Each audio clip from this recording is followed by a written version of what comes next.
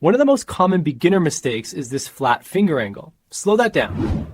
Notice how we rotate and press with the fingertip instead.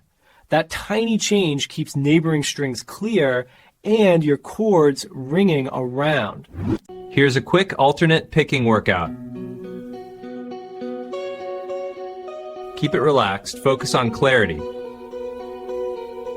Once it feels even, bring it up to tempo.